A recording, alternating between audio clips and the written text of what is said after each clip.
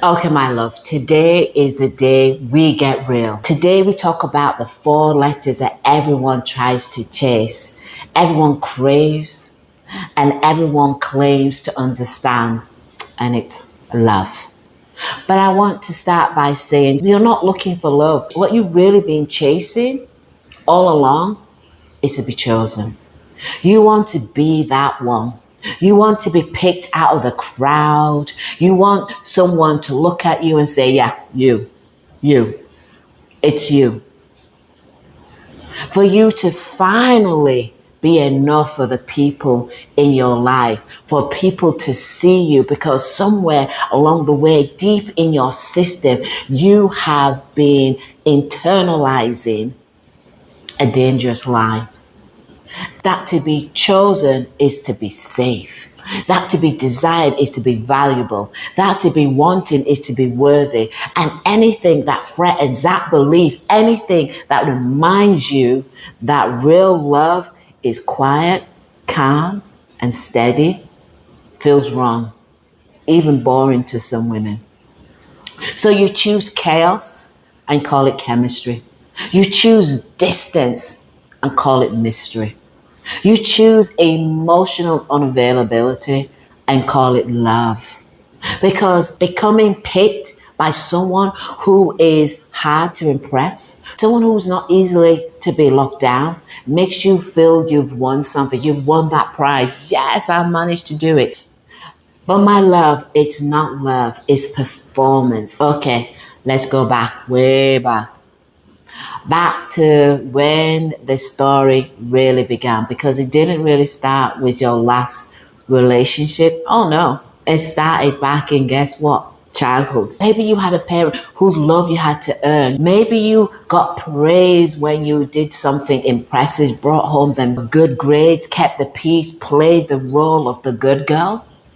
Or maybe you learned early that being too emotional, too loud, too sensitive meant rejection.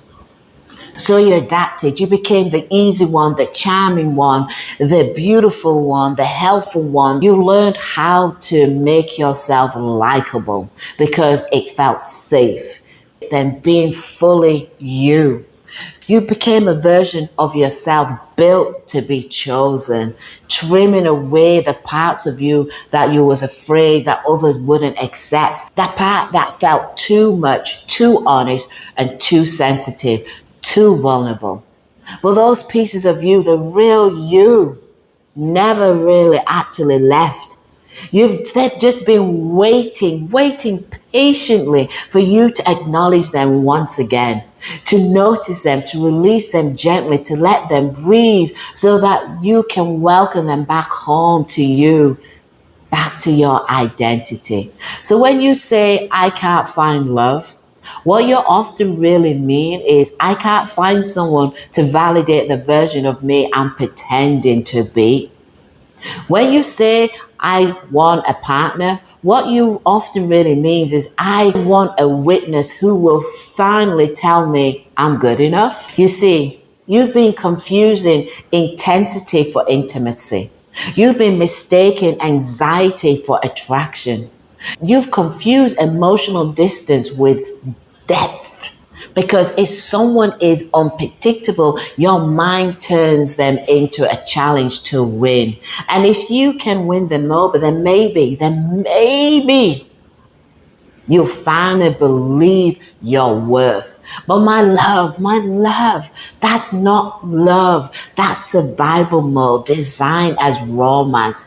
That's your nervous system chasing familiarity, chaos that feels like home. You're not addicted to love. You're addicted to performance. You're addicted to pursuit. You're addicted to proving your worth. You see, deep down, real love, grounded, safe, consistent love feels strange. It doesn't activate your anxiety. It doesn't make you chase it. It doesn't make you prove yourself. Real love doesn't make you question your value every 5 minutes of the day. It makes you feel like you're at home. But to someone raised on performance, home feels suspicious. Real love feels suspicious because it doesn't ask you to earn it and you're not used to it. So what are you really afraid of? Because it's not rejection. No, it's not. You are really afraid of being seen without that sparkle. Afraid that if you stop performing, no one will see you. What if I finally take the mask off and then love disappears? That's the fear that's haunting you. So many of us, we chase unavailable people, the one who don't choose us back. But that's not healing. That's self-abandonment wearing perfume. That's you outsourcing your worth to someone who doesn't know what to do with it. You don't really want to be loved. You want to be the one who changed them, the one who finally cracks open that heart. Because if you can earn love from emotional, unavailable people, maybe it'll silence that old voice that says you're not enough. But even if they choose you, that voice doesn't stop and it doesn't go away because it didn't start with them. It started with you. So how do you get to heal this pattern? How do you go from chasing validation to receiving real grounded love? Well, first of all, you have to start by grieving. You grieve for the younger you who believed she had to perform to be loved. You grieve for the woman who thought her worth depended on how desirable she was. You grieve the life that being chosen equals being valuable. You stop turning love into a prize and to be earned. You stop trying to be the smartest, the prettiest, the easiest, the most accommodating version of yourself. You stop treating relationship like an exam and you start allowing yourself to be human. You stop waiting to be picked and you start picking yourself. You take off the costume and you drop the script. And you let yourself be seen, the raw and polished real you. You let the dam break. You finally feel the heartbreak of how much energy you spent performing, earning, pretending. You let yourself be angry, sad, tired, because healing asks for honesty before it gives you peace. When you start asking new questions, what does love look like when you don't have to perform for it? What does love feels like when it is not rooted in pain or fear? You learn to sit with your loneliness without making it mean you are unworthy. You learn to tell the difference between connection and confusion. You learn that the one who truly sees you will never make you shrink to stay. You stop mistaking intensity for importance. You stop needing someone else to validate your existence. You start being real with yourself about what you need and what you'll accept. You forgive yourself for the years you spent chasing people who couldn't love you back, my loves. You forgive yourself for abandoning yourself. And slowly, you begin to love yourself, you, once again. But be gentle, my love. Be consistent, but be gentle. Yes, it's going to hurt. Yes, it's going to feel like loss because you're grieving the old version of you, the one you thought you had earned your worth with. But my love, this pain is not your ending. It's your beginning because on the other side of grief is freedom, peace, and the kind of love that doesn't need to be earned. The kind that lets you breathe. The kind that makes you feel safe. I need you to remember this. You're never meant to be picked.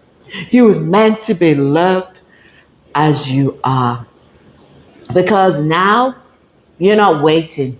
No, you're not waiting for someone to choose you because from today on, you're going to be choosing yourself.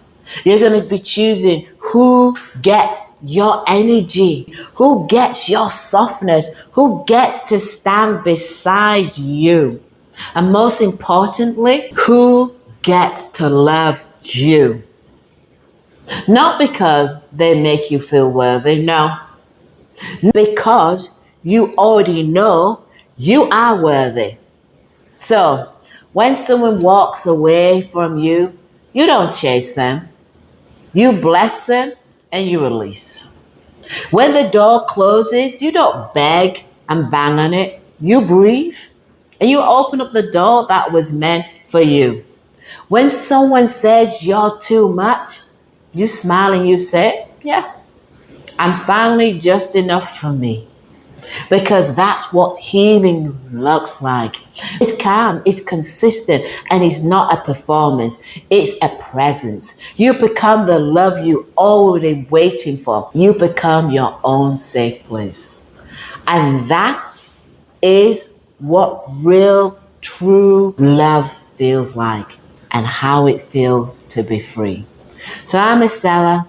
This is Redefine Her World, where we heal and grow. And if this message touched your heart, don't forget to subscribe and like and share, because someone else out there may also need to remember this too. So thank you. Bye.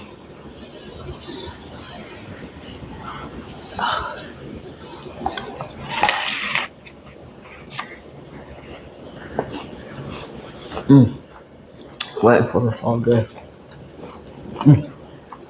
A good apple.